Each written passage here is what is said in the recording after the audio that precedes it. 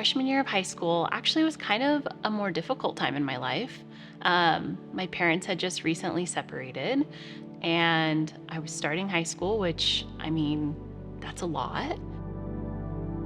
I'm Dany, and I was born and raised here in the Grand Valley. I went to CMU to pursue my degree in nursing, which is where I met my husband, Connor. And Connor and I were both young life leaders.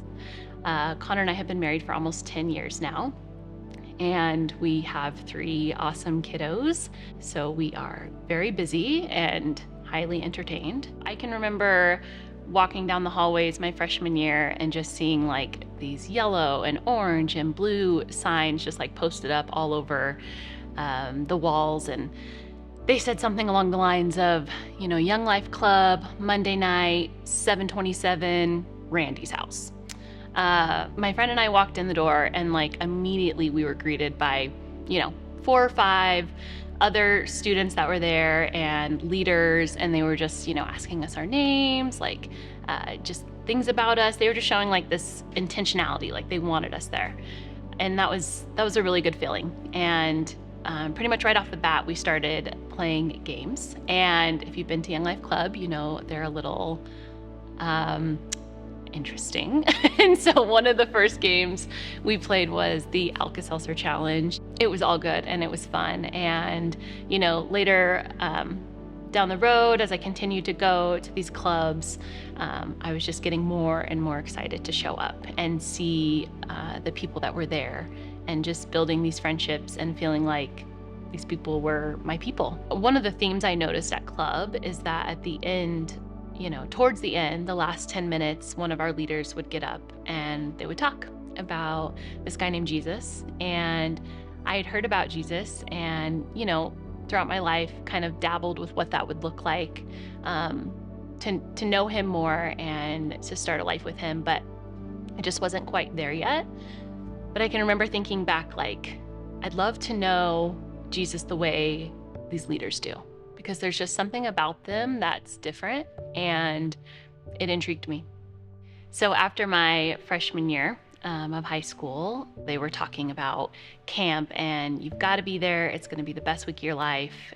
And I wanted to go. And so if you see those discount cards on your tables, I sold a lot of those to get myself to camp. And my best friend and I went to Lost Canyon.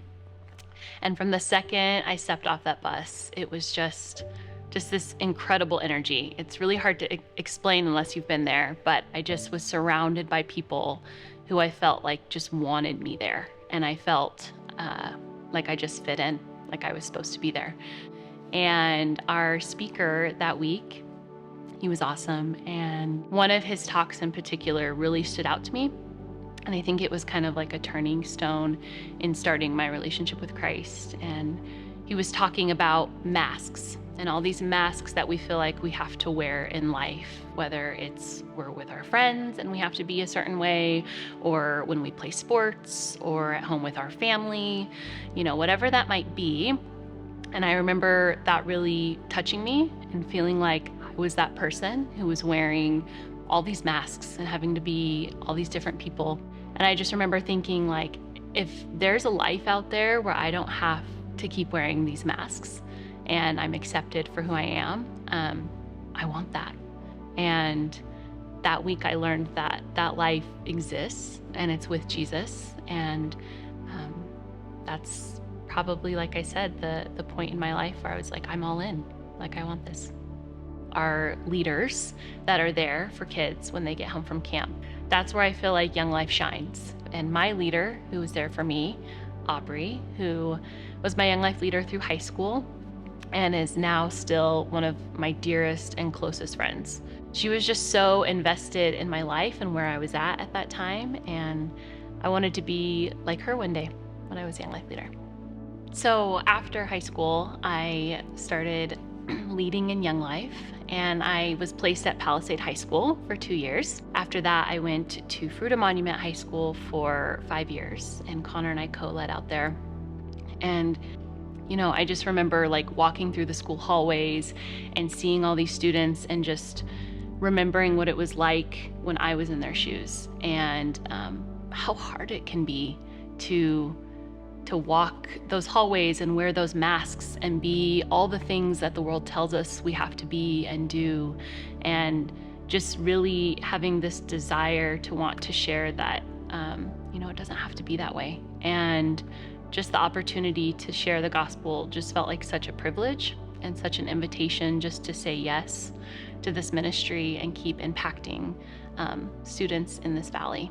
Just thinking about the people that are going to be here tonight listening to this and watching, it just kind of blows my mind that some of them here in this room have been giving to Young Life since I was in high school. And I just want to say thank you. Thank you for your time and for being a Young Life donor. I know the impact that it's left on my life is huge, and I know that I wouldn't be the wife and the mother and the friend that I am today without Young Life. And so I just want to say thank you.